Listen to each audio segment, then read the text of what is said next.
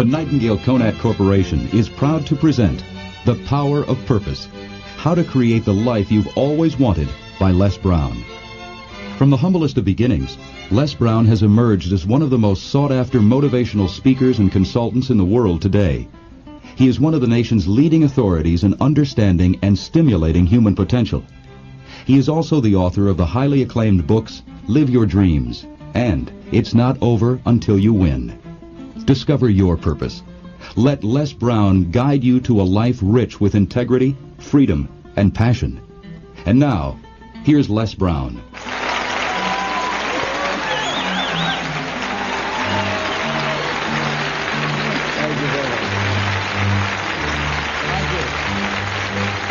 I want to talk to you about those that are making it today, or what it takes to make it today.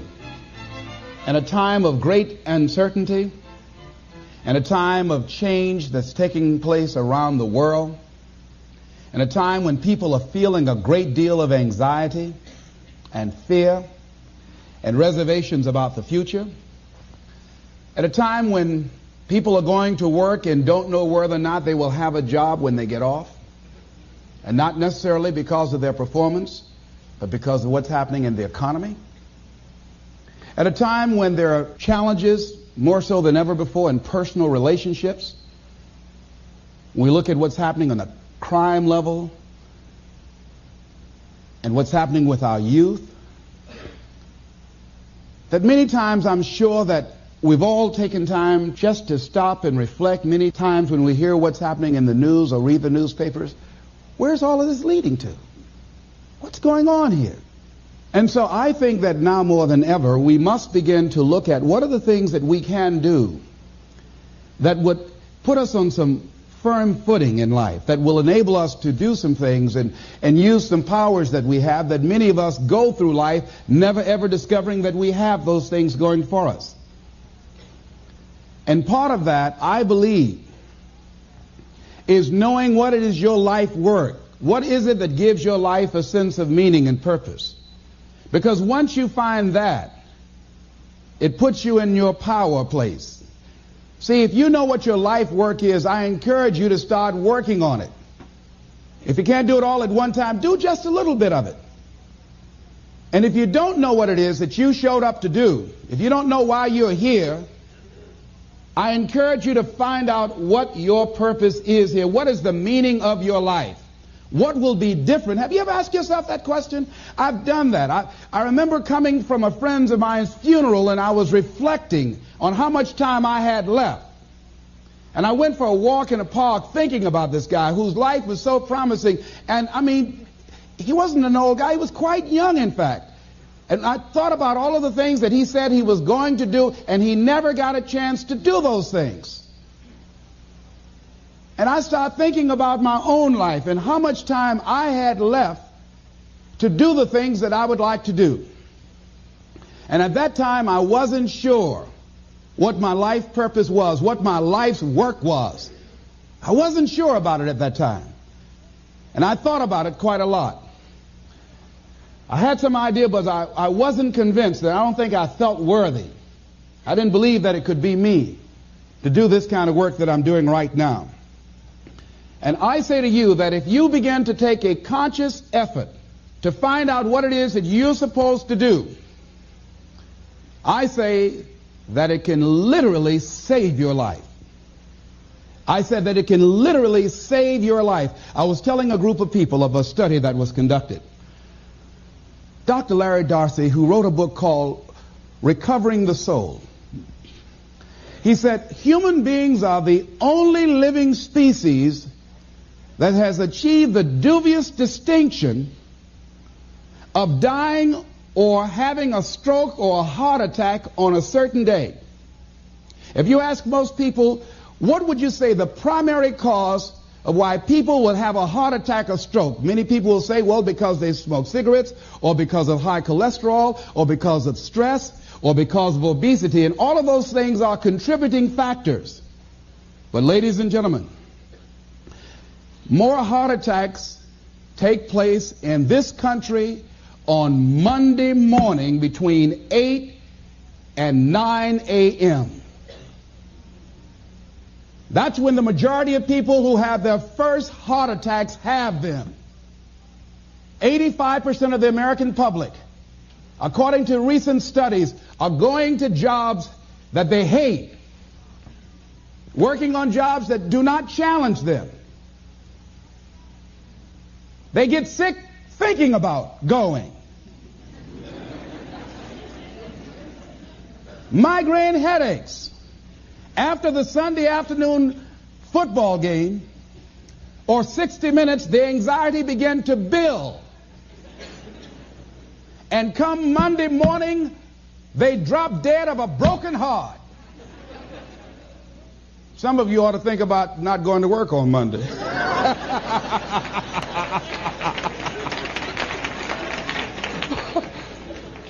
Think about that.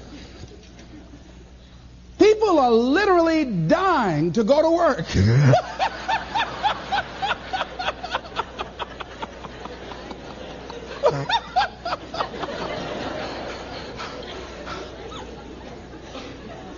Because, see, when you go to a job and you already know how far you can go, you can already see that proverbial glass ceiling.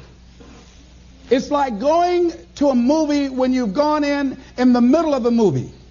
And you've seen the end, and you sit there to start all over again, but something is missing. You know what the outcome is going to be. You can't get excited about going through that movie all over again. Am I correct? See, when you're going someplace and you already know how much you're going to make, you already know how far you can go, you're in a dead-end position. It erodes your self-esteem. It lowers your sense of yourself. It creates some inner turmoil. It creates an emptiness in you. So I say that your life is worth finding what it is that you're supposed to do. And I'm not saying quit your job. I'm saying find it and do just a little bit of it. When I wanted to become involved in speaking, I started just learning quotes, listening to other people's tapes, going to seminars, going to workshops, asking other people to help me. Just start working at it just a little bit, but do find out what your work is and hold on to it and don't let your dream go. Don't let it go. See, and here's something else I want you to begin to look at. Why is it that most people don't pursue their dreams or don't do better than what they're doing if they're capable of doing it? I think that many of us don't go the next step because we don't know what to do yet. And I say that the reason that we don't even explore the possibility of what to do is because subconsciously we don't believe that it can happen for us, and we don't believe that we deserve it. So here's what I'm suggesting. How much time do you spend working on you? How much time do you spend every day working on your dream? In the last 90 days, how many books have you read? In the last year, what new skill or knowledge have you acquired? What kind of investment have you made in you? So I'm saying that as you begin to look at where you want to go, if you want to make it today, and things are changing so fast you have to literally run to stand still, I'm saying that you've got to make some conscious effort to begin to work to develop you. Here's something else. Most people are not living their dreams because of fear, ladies and gentlemen. I was in Columbus, Ohio yesterday speaking for a particular Ohio department. A young lady named Karen who greeted me, who organized the event. Very talented, very skillful. And she was talking about she wanted to become involved in the consulting business. I said, why aren't you doing it? I said, you have the abilities. I said, you're not here because they like you. You're here because you're doing the job. You're making things happen. And she came up with all kind of ideas, but finally she said, I guess I can't see myself doing it. I guess I'm afraid. Fear, limited vision, and lack of self-esteem is what keep most people doing things they don't want to do. I flew from Columbus, Ohio to Denver, Colorado to a major communications company. And the person that picked me up at the airport told me about the fact that the company was planning on having a major downsizing. And they offered some of the employees there an early retirement, and some of them will earn as much as $300,000. And they said, this is the last time that you can take this offer. If you don't do it, when we have the downsizing, you might be among those who will lose their jobs, and all you will get is your severance pay. And only 50% of the people who were eligible to take the $300,000 took it. The others were afraid to take a chance on themselves. The others couldn't see themselves beyond that company. They couldn't see life after that company. The same reason that people stay in relationships where they're abused or they're unhappy or it's unfulfilling. They can't see themselves beyond that relationship. They can't see themselves enjoying life without that person. They think that this is all that they can do. The same reason that people get stuck at a certain level in life. They can't see things being better for them. And they think that this is it and this is all they deserve. This is all they've ever seen. It's been passed on to them. And they think that this is it for them. Oh, no. I was looking what Dr. Blanton, Smiley Blanton, who is a colleague of Dr. Norman Vincent Peale, what he said about fear. He said, fear is the most subtle and destructive of all human diseases. Ladies and gentlemen, fear kills dreams. Fear kills hope. Fear put people in the hospital. Fear can age you. Fear, ladies and gentlemen, can hold you back from doing something that you know within yourself that you're capable of doing, but it will paralyze you. And it seemed like you're in a hypnotic spell. And I ask you a question, what is the benefit? What's the benefit of allowing fear to hold you back? What's the benefit of giving up on yourself? Of not stepping out on life and taking life on? What is the benefit for you? What's the plus in that? It's one of the things I had to ask myself. So I didn't want to make any mistakes. I wanted everybody to like me. I wanted to be perfect the first time I did something. It's not going to happen. You're going to make some mistakes. You're going to hurt some folks' feelings. You're going to create some enemies whenever you decide that you want to begin to take life on. You've got to ask yourself, how long am I going to allow this to hold me back? I like what Zig Ziglar says. He said, fear is false evidence appearing real. That is an illusion that we create in our mind. It is a state of mind that can be changed. So let's look at how we can begin to take some steps to restructure that fear, to begin to expand our visions of ourselves, to begin to increase our self-esteem. Webster said that self-esteem means confidence and satisfaction in oneself. Look at your life right now. Whatever you've done up to this point in time, your life is working. Whatever you have produced, it came out of you as a result of the kind of person that you have become. It's a result of your choices. It's a result of your consciousness.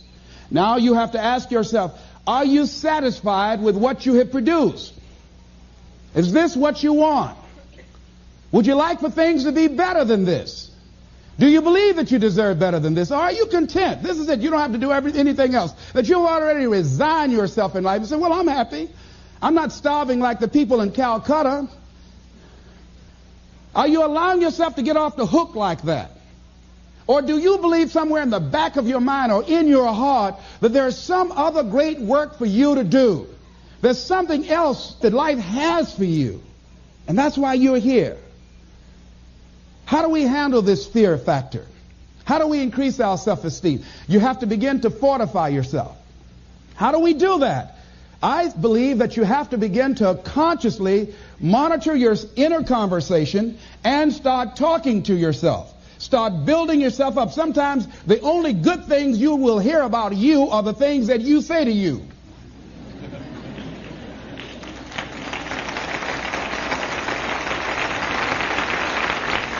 Young lady that was in the audience this afternoon said to me, I told myself yesterday for the first time, I'm proud of me. And she said, I felt good about that. So I'm saying learn to be your own booster. Start building yourself up. Start encouraging yourself. Start saying, I can do this. I can make this happen. When I started thinking about becoming a speaker, I said, yes, I can do this. I can make this happen. When I start trying to convince myself I can be a businessman after flopping and failing and losing thousands of dollars and feeling stupid and dumb and having people take advantage of me because of what I didn't know. I had to talk to myself because people were saying to me that I was dumb. And somewhere in the back of my mind, I was saying, you're right. Look at what I've done. I had to say, no, Les. Hey, come on, man. Get yourself together. You can handle this. You just haven't figured it out yet. It's all right. This is your training period. This is the tuition you have to pay for what you don't know. You can do this. Other people have done it. It doesn't take an Einstein.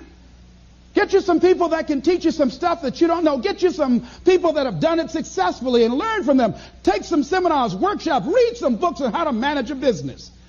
Change the way you see yourself and begin to tend to the personal details. Understand that nobody's going to take care of your business better than you. And when I start changing that kind of mindset of beating myself up because of my mistakes and start looking at the possibility of my doing better, of my making the adjustment that would enable me to do what I want to do successfully, things begin to change. And I'm saying, stop beating up on yourself. You do it. I know you do it. I've done it. It's a natural inclination for us to put ourselves down. See, we are born negative, I think, in a negative consciousness because we live in a negative world. So you don't have to teach children to lie. They'll lie automatically. Did you wet in your pants? No, I did not. Well, what is that? I don't know. You don't have to encourage kids to misbehave. They will do it by themselves. You don't have to encourage them to do the wrong thing. They will do it automatically. You have to correct their behavior. So I'm saying that we have to work through the challenges of life in learning how to begin to work to fortify ourselves. Repeat after me, please. I can live my dream. I can find my purpose in life. And live my purpose. I deserve more from myself. I deserve more from life. Shake somebody's hand on your right and left and say, you deserve more from life too.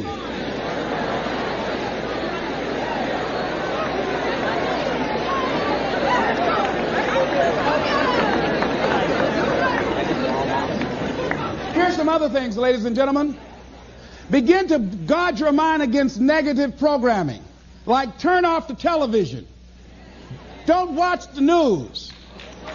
Don't watch it.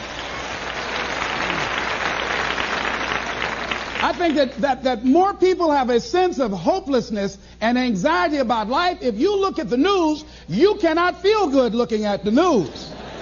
You'll be scared to death. You're scared to go to sleep. I mean, it turns your power down. You've got to be conscious of that. Don't pick up the newspaper and read it. No. Just try this. Just experiment with yourself. Now, if your job depends upon you knowing certain things, let somebody tell you just about those things. But start filtering the stuff you allow to come in your mind. You know that song you used to have? Say, don't let nobody bring you no bad news. I tell my staff, look here, don't tell me any bad news while I'm on the road. Let me handle it tomorrow. I don't like anybody to tell me any bad news at night before I go to sleep. I can't do anything about it anyhow. Why let me go to sleep with that on my consciousness? No, and my staff, they know that. Say, let it wait till tomorrow. And I have a period of time. Tell me bad news between 10 o'clock and 12 noon.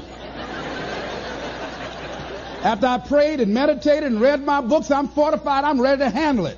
I deal with it and then I'm out of there and I'm going on to something else.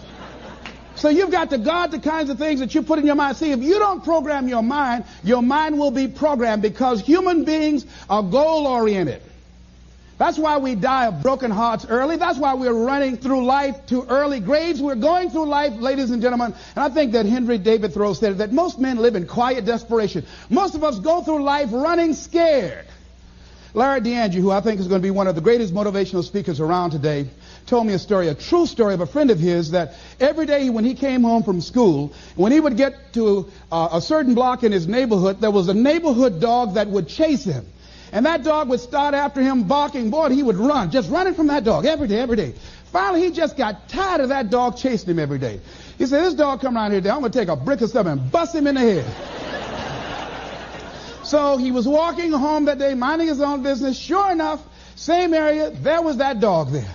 And the dog started barking. He started running. He saw a brick, and he stopped and picked up the brick and turned around. And the dog got close to him. He realized the dog didn't have any teeth.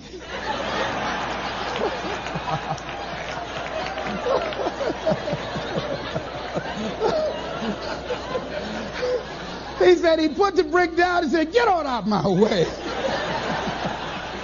And ladies and gentlemen, all our lives, many of us go through life running from things that ain't even got no teeth to do us any harm.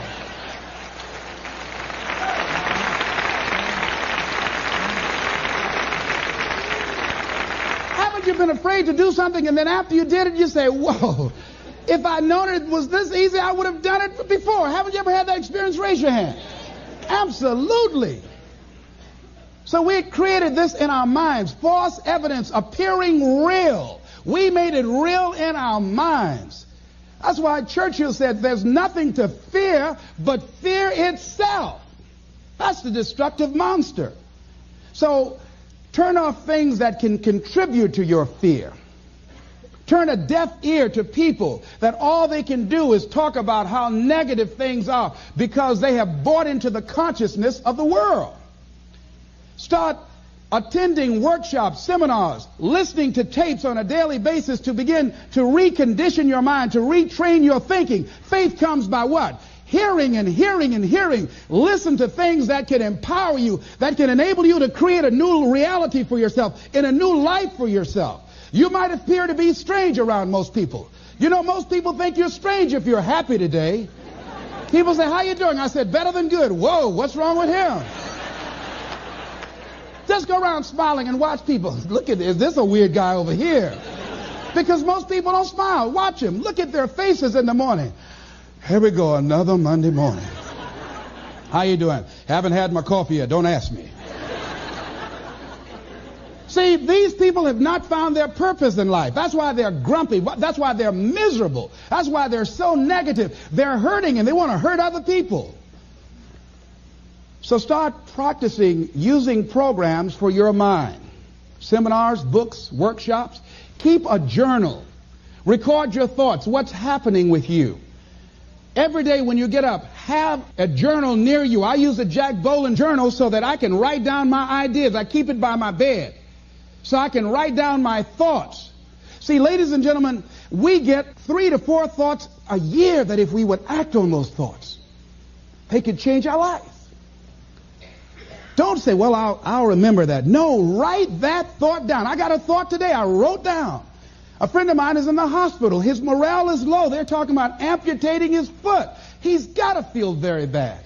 So I said, not only am I going to see him, but I can't be there with him all the time. I said, I'm going to create a tape for him that he can listen to that will heighten his level of morale. We told him the other night, "Don't go to surgery. You are depressed. Your energy level is down." No, tell him not now. Don't do it now. In fact, most doctors who have any sense of awareness don't perform surgery on patients that are in a state of fear, that don't think they will make it. They wait till they're in a different state of mind. So I said, what about making tapes for people that are facing physical challenges? I said, that's a good idea. All right?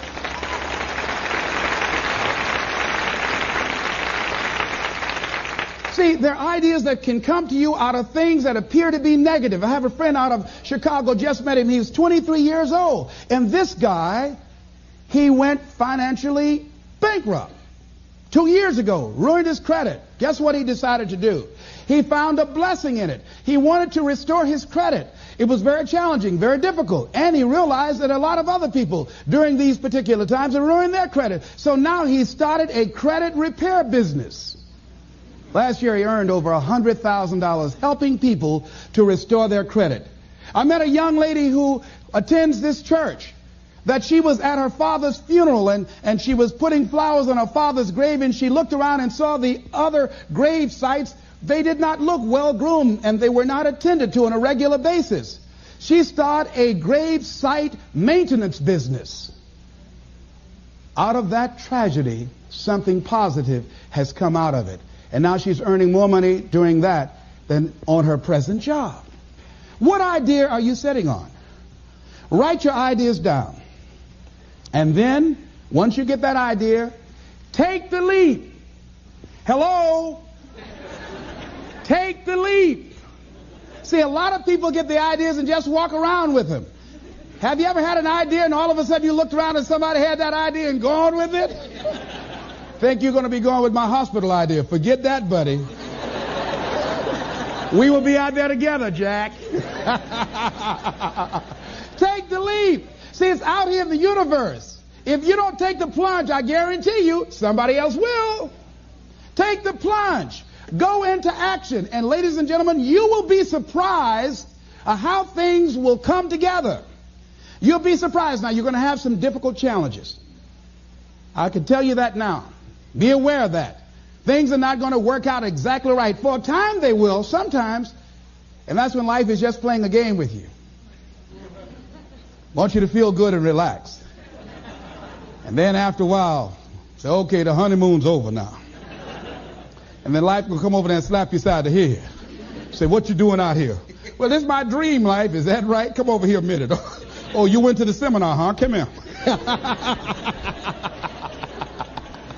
I can tell you that. But ladies and gentlemen, go into action with your dream. And don't avoid where the fights are. Get in the midst of the fight. And get some hickeys on your head. Get knocked down so you can learn how to fight, so you can hold your position. See, most people don't get out in the arena of life because they don't want to fight. Most people don't get out there because they don't want to get knocked down. They don't want to be dropped to their knees. But see, you're going to be dropped whether you're on the field or whether or not you're sitting on the sidelines. You're going to be dropped. So at least get dropped for something. Don't get knocked down while you're sitting down. See, that's how most people are spectators in life. You don't want to be a spectator. You want to get out in the field where the action is. And you will be amazed. After the struggle, there will be a calm period and things will begin to click for you. Come out here with what you got. You don't have enough money? Don't worry about it. You got the dream. You got the idea. You don't have enough resources? Don't worry about it. You need some help? Don't worry about it. You get out here in the arena, someone will look at you and become inspired and say, hey, can I help you? But if you're sitting up on the bleachers, nobody's going to ask you anything. You've got to get into the flow of action. Frances Harth called me from Chicago. She had been sitting on an idea of a show that she wanted to produce for 10 years called Mind-Body Connection. So someone saw me speaking in Chicago at a sorority convention and said, I saw a guy that perhaps can host this show for you who has energy and charisma. She called me. She was so fired up. I said, listen, on the day that you want to do that, I'm speaking in Chicago. I can do it for you. And I said, by the way, I met somebody 2 weeks ago in Baltimore who has an idea of the same type of show, and she's doing it on radio. Why don't you call her?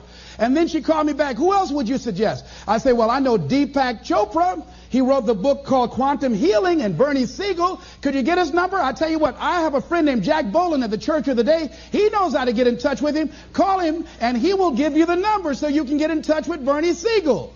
That lady started calling all around. Did not have the resources, but she had this idea and dream.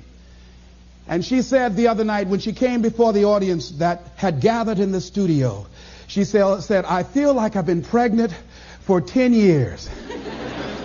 And tonight you're going to witness a beautiful delivery. And it was. She said, I couldn't believe, Les, how things began to happen, how it all began to come together. And how many of you ever started on some dream and you didn't have all your stuff together, but you just went out there with nothing but faith, and things begin to happen for you? Raise your hand if you know what I'm talking about. Ladies and gentlemen, those hands up there, it's proof. The proof is in the pudding. These people have demonstrated it. And if they can do it, you can do it. You can do it.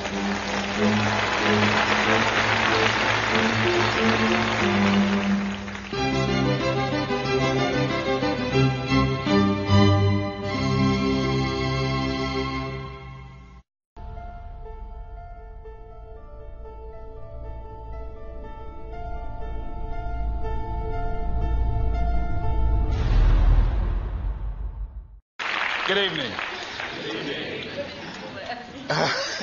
Mustafa, I want you to sit right over here. Sit right over here, Mustafa. Because I know as I do this material here, once you do it 3 times, it's yours, you know? So I want you to be close to me. I want you to look at someone on your right and left, shake their hands and say, I'm doing better than good and better than most. Let's do that right quick, please.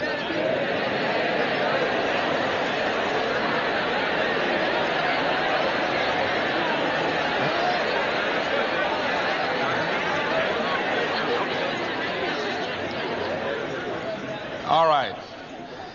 I'd like to talk with you this evening about being hungry. Somebody said, I'm hungry. It is something I like to share some ideas and thoughts with you. I'm not asking that you believe anything that I say. I'm not asking that you agree with me. I'm merely asking that you stand on and in the conversation that we'll share with you this evening, and if there's something that I say that can fit and work for you, I say use it. If not, discard it and let it be. Is that all right? Yeah. Say, that's fair enough. Yeah. Very good. All right. One of the things I have realized, and many of us have, that if you want something out of life, if you want to change yourself, if you want to acquire something, if there's some goal that you want to reach, that is really not easy as some people will make us feel. That living your dream, changing your behaviors, overcoming negative habits, it's challenging. It's hard. That living alone is just very difficult. And once we begin to come to grips with the fact that living is difficult, life is very challenging. I heard a song once by a guy named Dimples called, If It Ain't One Thing, It's Another. I say to you, if it ain't one thing, it's 12 others. Always something. You will never ever have a problem-free moment in life. Somebody said, and I like this, that you either in a problem or just left one or headed toward one. Anybody found that to be so? Raise your hand if you know what I'm talking about. I mean, there's always something. So how do we begin to nurture that hunger? What are the characteristics or the qualities of people that are hungry? What will it take for me to get some of the things that I want? And being hungry for those things. Number one, you've got to work on yourself. It's very important that you engage in an ongoing process to develop you. Spend more time on yourself than what you've been spending. It's very important. You owe that to yourself. I was reading a book by Og Mandino called The University of Success. Read one line, gave me a chill. I didn't have to read anything else in the book. He said, many of us never realize our greatness because we become sidetracked by secondary activity. We spread ourselves too thin. Don't know how to say no. And we find ourselves doing all kinds of things and never ever have time to do those things that we need to do to work on ourselves. And then there goes a second. There goes another second. There goes another second. And we can't stop and hold time. And before you know it, you wake up one day and you're behind in your dreams and your bills.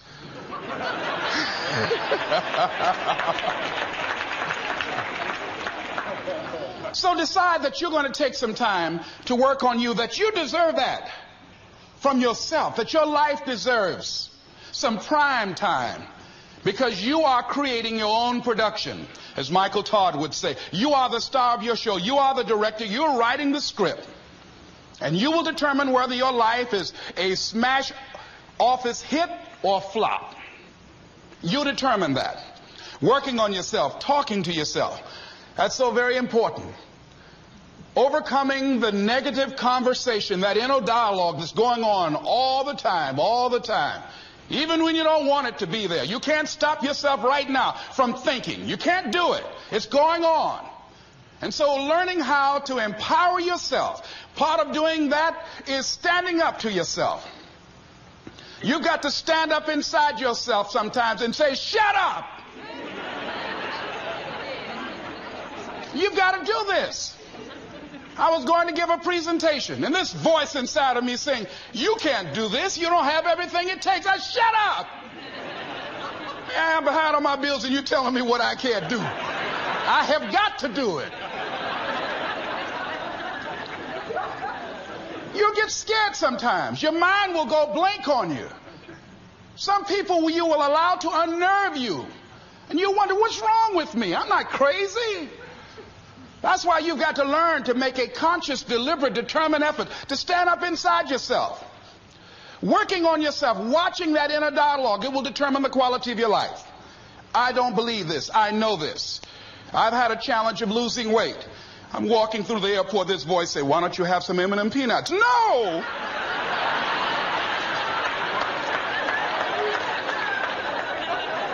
Well, just one.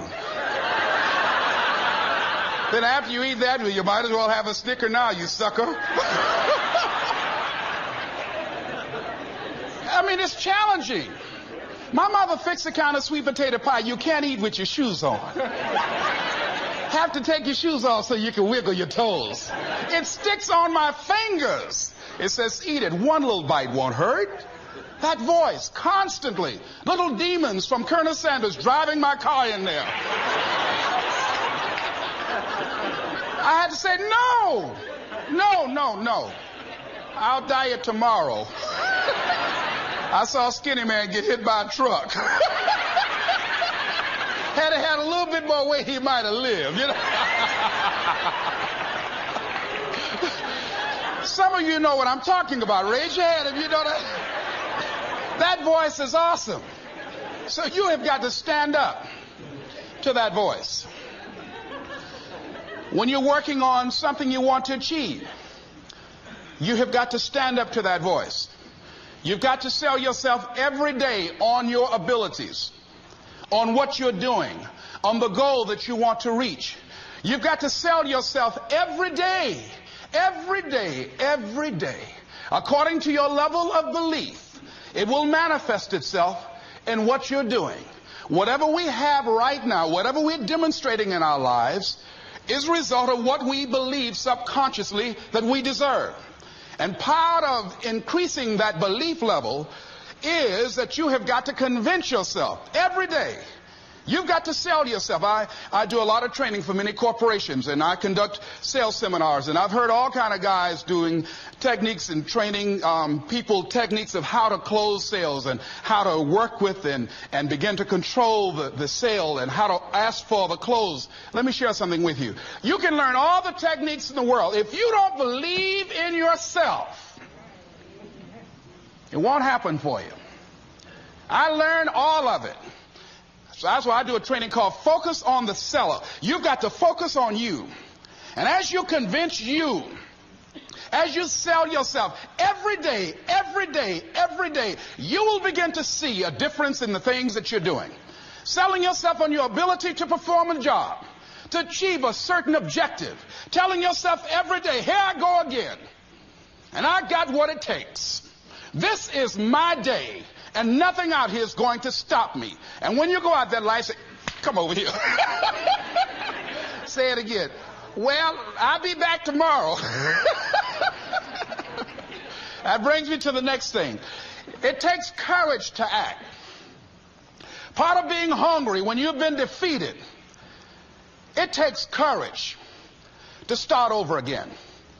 I used to do door-to-door sales, and I was working with another friend of mine, and door-to-door sales, I mean, it's punishing. It's cruel and unusual punishment. And I was a little boy knocking on the door. Hello, would you like to buy a nice working television set? No money down? No! Bam! They slammed the door in your face. And the friend of mine that was working with me, they slammed the door in his face, and I looked back, and he was going to the car. He said, I can't do this. And he sat down in the car. And he said, you go ahead, I'll be here when you get back. Now, he had a mother and father to take care of him. My mother was ill. I am adopted. I was hungry. I had to go on. I learned something about myself. That when you step into your fears, somebody said, it was Winston Churchill, he said that courage is going from failure to failure without losing enthusiasm. When you step into your fears and continue to push yourself to go on, something happens for you. It will enable you to transcend yourself. I went to the next door. You like to buy a nice working television? No! Bam! Went to the next one. No! Bam! After a while, I no longer took it personal.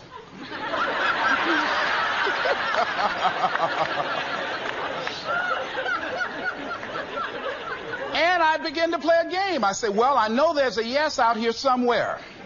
And I'm going to keep on till I find it. And I'm not going home until I do. And I continue to knock on doors. And then somebody eventually would say yes. And I said, are you sure? And I would go in there and I would get the sale.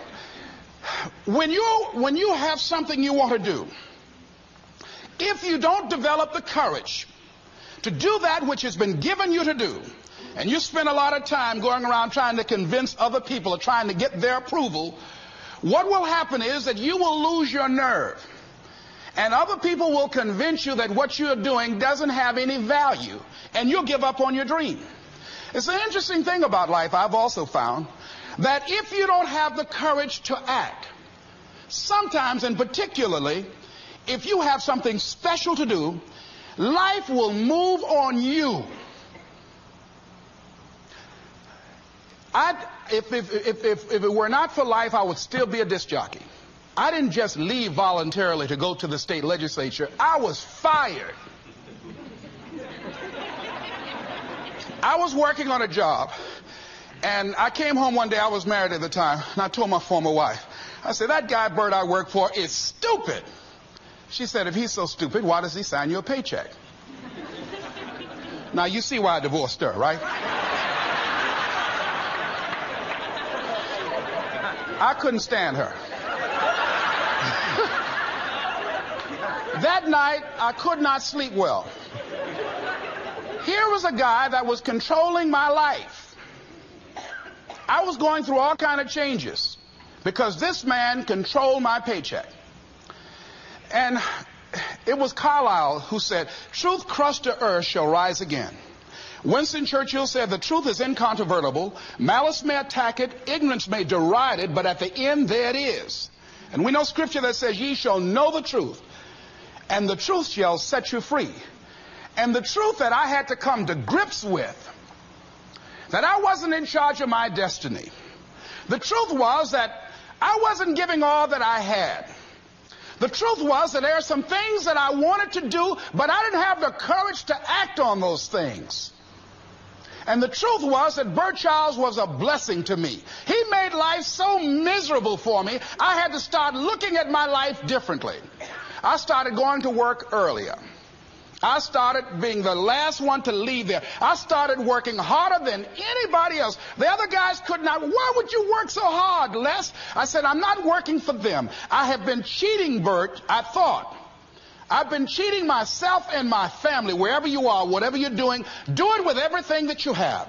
Develop the habit of giving more than what you're paid for. Develop the habit of setting standards that others will be measured by. Someone said, do not go where the path may lead, but go where there's no path and leave a trail. All right? It is easy to be negative today. It is easy to have low morale today. I was at a corporation and they're going through downsizing and going to lay off some 1,500 people over the next few weeks. It's very depressing there. And those people that stay there 9 times out of 10, they're just going to do just enough to keep from getting fired. Anybody can do that. But if you can begin to harness yourself and say that where I am, I'm going to do the best I can with what I got, because that is an expression of who I am. If you get into the habit of just being mediocre, it will become a part of your consciousness. If you get in the habit of giving less than what you have it within you to give, it will begin to reflect itself in your personality. It will begin to damage you psychologically. And you don't want to be a part of that kind of self-destructive behavior. And so you want to set some high standards for yourself. The next thing, part of what feeds that hunger, you've got to develop a sense of urgency.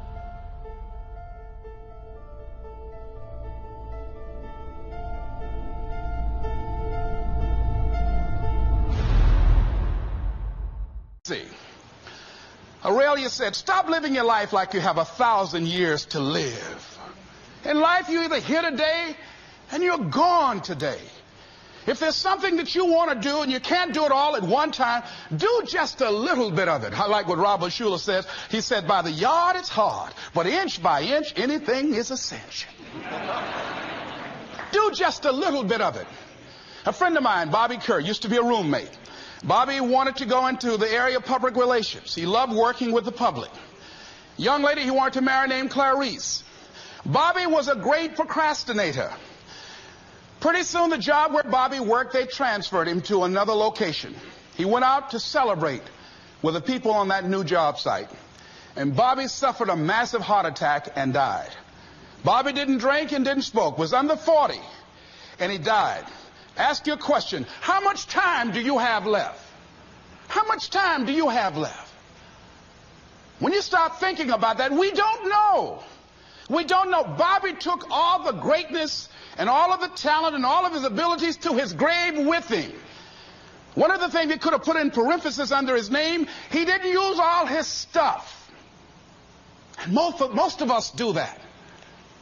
Most of us don't use the stuff that we have brought into the universe. And we want to make a conscious, deliberate, determined effort to start living life with a sense of urgency and using what we've got. Using ourselves up. Sharing what we brought into the universe to share. Because if we don't, nobody else will. Stop wasting valuable time. Knowing that if we begin to live our lives as if each day were our last, our lives will take on a whole new meaning. It take on a whole new expression. Valuing each moment that we are blessed with. The next thing that begins to nurture that hunger, honor yourself as your word. Don't give your word out lightly. When you throw your word out there and you don't honor it, it makes a statement about you. If you decide to maintain a sense of integrity with yourself, that if I speak it, I'm going to live it. It's who I am. And I'm going to be very cautious in how I give my word to others, and most of all with the commitments that I make to myself. Because I want my life to reflect my words and honoring who I am and what I express. Another challenging area in terms of nurturing and developing that hunger in yourself is learning the art of becoming single-minded. Learning how to concentrate. Learning how to focus in. And you'll be surprised at the things that you're able to do. When you learn how to block things out, when you learn how to keep thine eyes single, you'll be surprised at the ideas that will come to you, of the people that you'll be able to attract, of the opportunities that you'll be able to see. You'll begin to see things that have been standing there looking you in the face, say, I can't believe this has been here all this time. Here's a habit that I do. Maybe it might be of some value to you. I get up in the morning and I start writing what great ideas that I can think of today that can improve me and that will enable me to reach my goal. And I just let my mind flow. Sometimes I write 15, 20 ideas. Some days it's more difficult than others. One idea can change your life. One idea can turn your life around. Deciding that you're going to focus to develop your skills. A guy was the new owner of a baseball team that was in the basement of the league when he took it over. He went to the picture and he said, what is your best throw? He said, well, I got a good curveball and I've got a good fastball. And he went on talking about his different throws. He said, but tell me this, what is your best throw? He thought for a moment. He said, I've got a good fastball. He said, that's all I want you to work on. Nothing else. Just develop your fastball. The next year, they went to the World Series. Most people don't know where their fastball is. Most people go through life never discovering what their talents are. Most people never develop their talents. They have skills and abilities, but if you don't nurture them, if you don't develop them, they will never serve you. Your gifts can take you many places if you develop your gifts. Most of us don't like to do those things that come easy to us. I've always loved to talk to people. I decided, taking this advice, to develop my skills as a speaker. And my gift has developed and has taken me many places. You have something that you brought to the universe. And that if you decide that my life deserves my developing this, what I do well, and becoming the best at it, and mastering myself, and seeing what I have within me, if you decide to drop your buckets where you are and develop your gifts, I grant you, you'll never ever be without. I grant you that your gifts will take you places that will literally amaze you. I grant you that if you begin to work to develop your gifts, you'll develop a strong sense of happiness. You'll get a larger vision of yourself. Because part of beginning to get a larger vision of yourself, all of us need some area of our lives where we can have a feeling of competence. That people know when they think about this area, that's something you do. That you eat and sleep that. And that you do that. You do that. And people know it. And you know it. And you know that you know this. If you don't know anything else, you know this. Can you tell I know what I'm doing? Oh, hello. You know this. So you've got to work on it. When other folk are having a good time, you've got to have the strength of character to concentrate, to read, to digest information. If you decide in any particular area that you're concerned about, to make a conscious, deliberate, determined effort to read one book a month in that area, in 5 years, you'll be among the top 5% experts in the world. I read a minimum of 2 books a week. The average American reads only 1 book a year. If you decide that area that you love, that you are going to master that particular area, in this era of accelerated change, overwhelming complexity, and tremendous competition, as you begin to develop and expand your skills and your talents and your vision of yourself, you will always be in control of your destiny. The next thing is, whatever it is that you want to do, you want to do it massively. I have a friend who was telling me that his sales were down. I said, well, how many phone calls you make a day? He said, 25. I said, double them. Make 50 or 75 or 100. He said, oh man, that's just too much. I said, what do you mean too much? You behind on your bills? You're talking about too much? You know one way to get back on your feet real quick is to miss 2 car payments? You talking about you're tired? There's no competition out here. Decide that you're going to push yourself. Most people won't do that. Most people give up on themselves easily. You know the human spirit is powerful. There's nothing as powerful. It's hard to kill the human spirit. They asked Benjamin Disraeli, a man who became the head of a country at a time when Jews were not allowed out after 10 o'clock. They said, how did you do it? How did you achieve it against such great odds? He said, nothing can resist the will of a people that will stake even their existence on the extent of their purpose for good.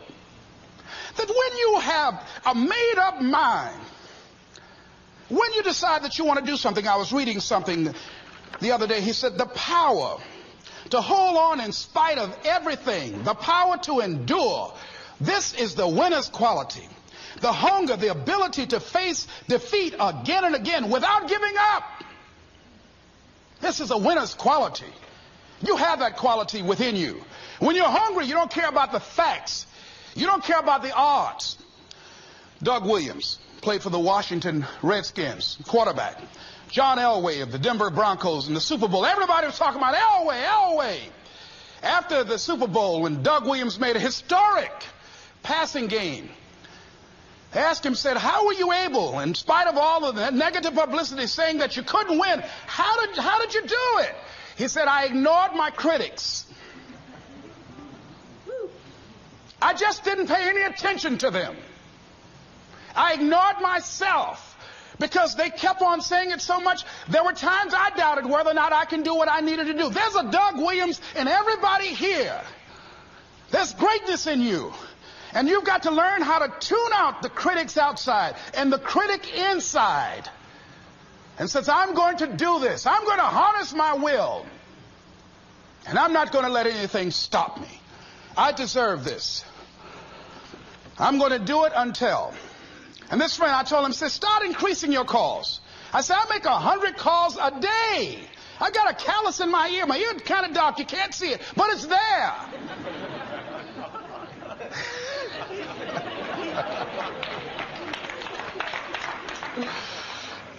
His sales have increased.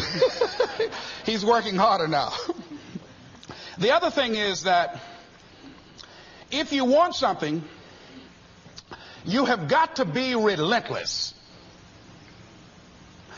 You've got to learn how to become resourceful. You've got to learn how to become creative. When crises strike in your life, and in the Chinese language, crises mean danger, but it also means opportunity. And this is an opportunity for you to grow. And you've got to be so relentless, regardless of what comes down the pike, that you're always looking for a way to get over, always looking for a way that you can break through, always looking for a way that you can win.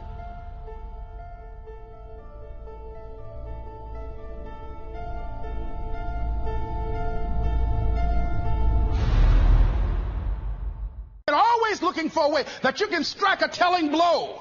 And pretty soon, I think there's some people watching us in the universe that say, wait, let's call a meeting over here. You know that guy Mustafa? Look at him down there. He won't stop. Just that fool don't know he can't get over. Look here. Why don't we do this? Let him go and let's mess with somebody else. Just let him go on through.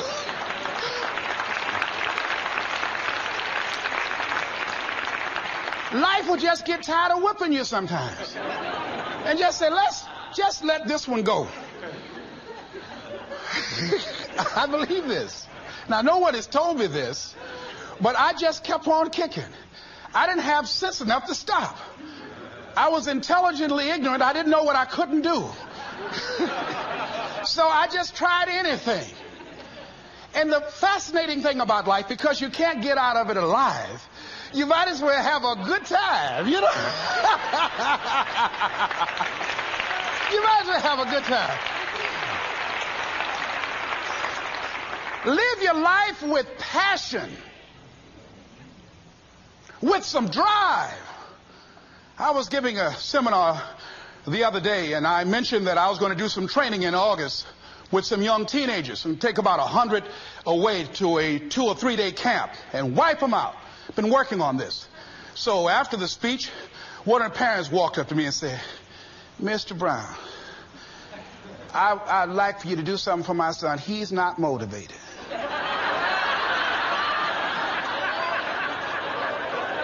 I said, I wonder why.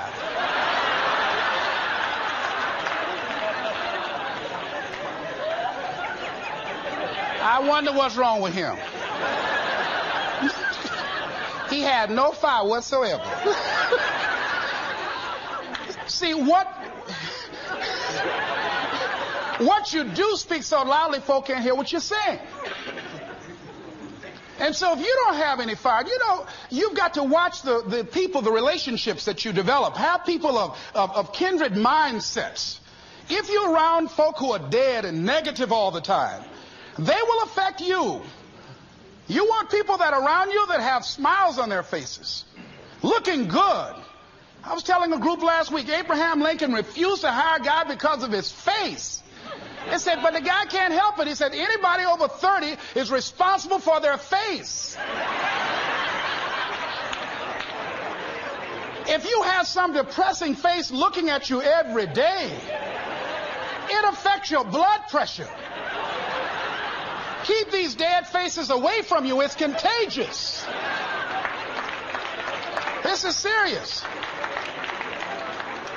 So you've got to watch your countenance, watch your face, have an uplifted expression, watch your body posture. All of these things affect you psychically. You got to be the kind of person that you are fearless.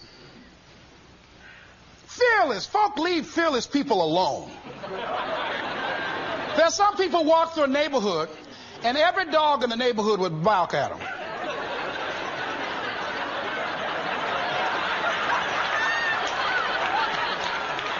But there's some people come through and ain't nobody gonna mess with this.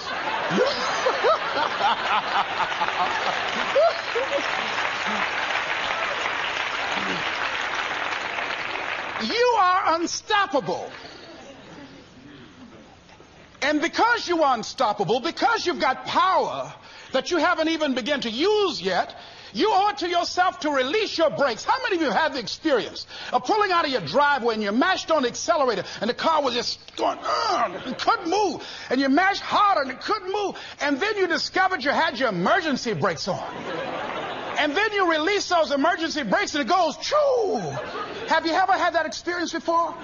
Most of us go through life with our brakes on, holding back, not giving all that we have, not sharing all of ourselves. Most of us go to our graves still holding on rather than releasing it. What are some of those things that keep us from releasing it? Because of past experiences, past defeats, past pain. We look back, well, it didn't work out then. It probably won't work out now. Many people get confused their performances with who they are. I was reading Pat Riley, the coach of the Los Angeles Lakers.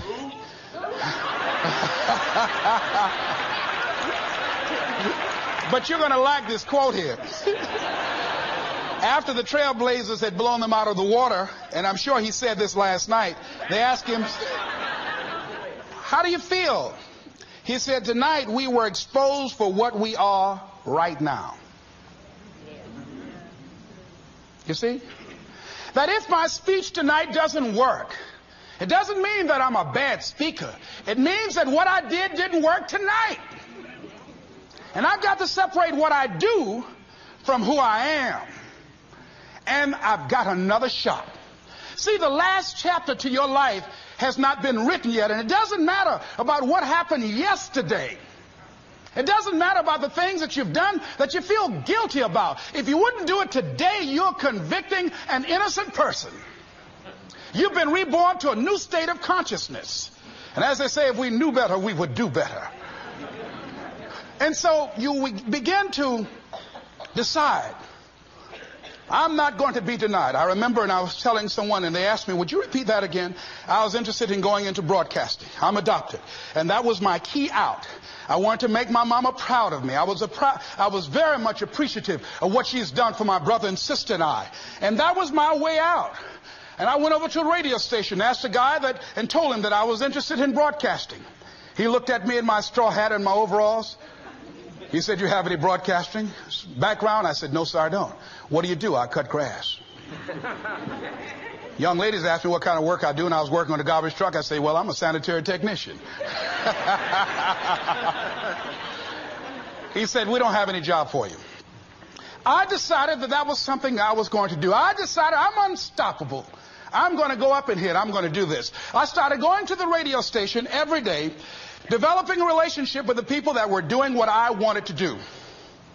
And that's what I encourage you to do. Whatever area you want to go in, find people that are doing it the way you want to do it and develop a relationship with them.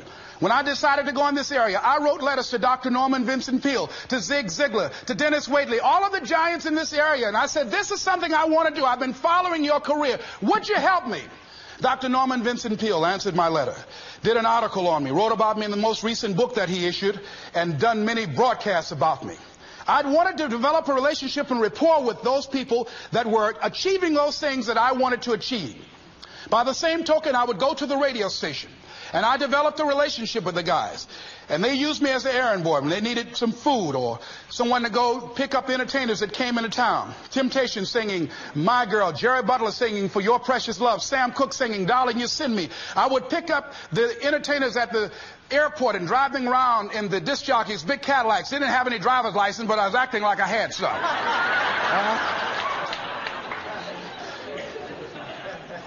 Every Every day I used to go home and work on my communication skills, developing myself. It was Whitney Young. He said, it's better to be prepared for an opportunity and not have one than to have an opportunity and not be prepared. Start working and developing yourself now and prepare yourself for what it is that you want, because you expect to get it. And when the disc jockeys were in the control room, I would go in and watch them and develop a trust level, and they would let me stay, and I would watch and observe them working the controls. When you want something out of life, don't worry about how you're going to get it. How is none of your business. The most difficult thing it is to hold the vision. It's to hold the vision. So there I was at the radio station. A guy was on the air and he started to drink by the name of Rock. I was outside the window looking at him and watching. Hungry and ready. Saying, drink, Rock, drink. Pretty soon the phone rang. It was the general manager. I said, hello? He said, Les, this is Mr. Klein. I said, I know. He said, Rock can't finish his program. He's slurring his words. I said, I know. Can you work the controls until one of the other disc jockeys come in? Would you call them? I said, yes, sir. I hung the phone up. I said, now he must be thinking I'm crazy. I called my mom and my girlfriend Cassandra. I said, y'all come out on the front porch and turn up the radio. I'm about to come on the air.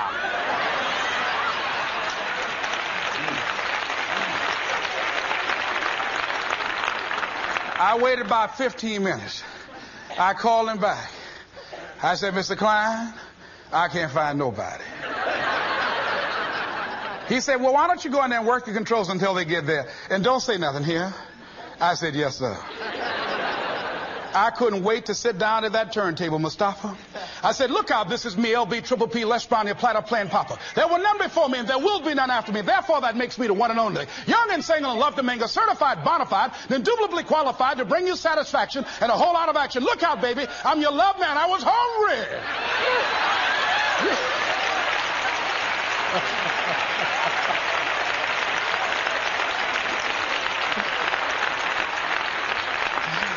Shake somebody's hand on your right and left and say, you've got to be hungry.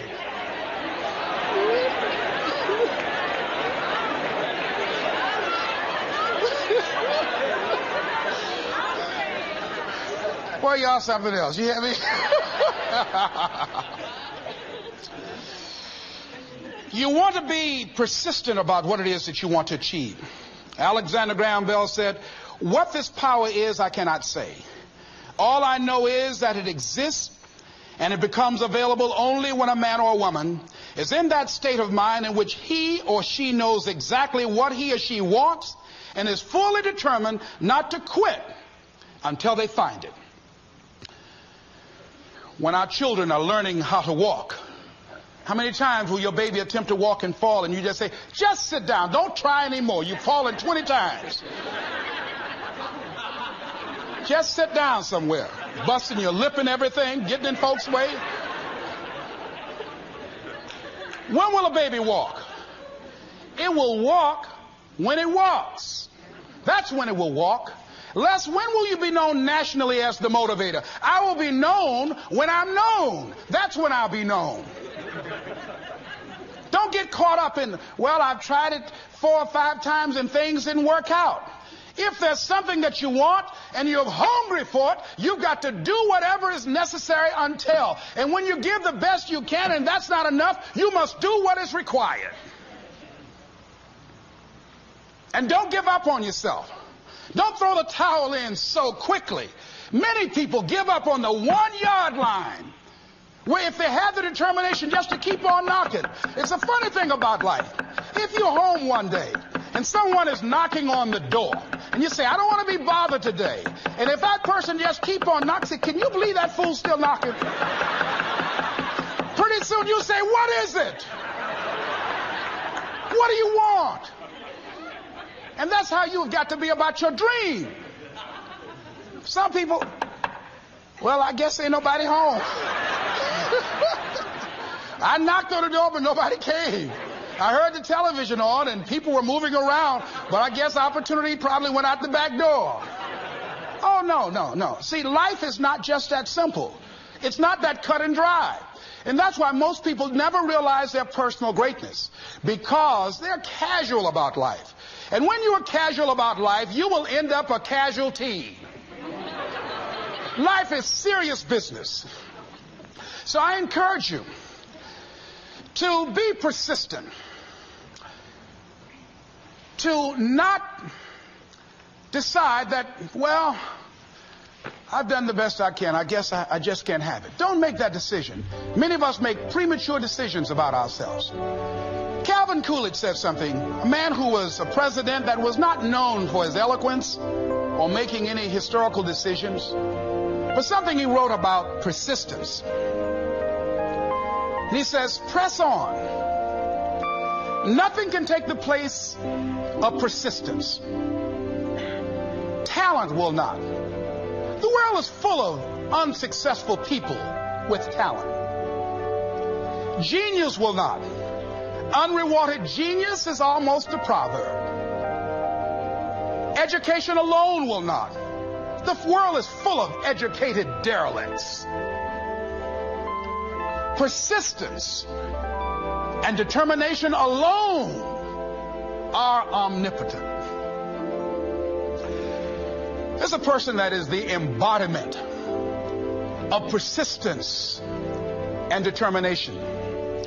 A person who decided that some time ago that I'm not going to take anything to my grave with me. I'm going to use myself up, and I'm going to give and give and give until my last breath. This summer, I'm going to be working for her and with her doing training, teaching young people techniques and strategies on how to manifest their personal greatness, teaching them techniques and strategies that will change them at the subconscious level, changing their value systems, and let them see the major role they can play in society. Let's give Mrs. Rosa Parks a round of applause, if you please.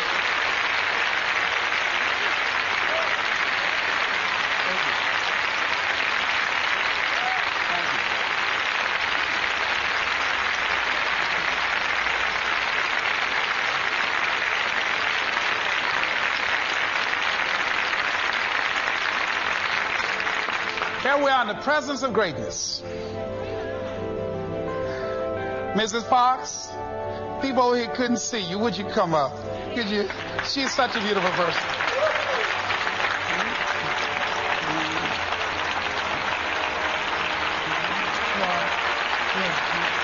Beautiful person.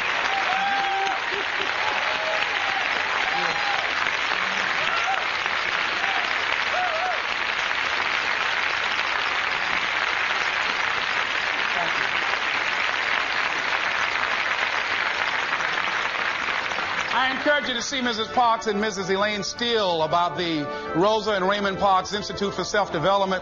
If you're interested in your children participating in that, they have some information over here to share with you.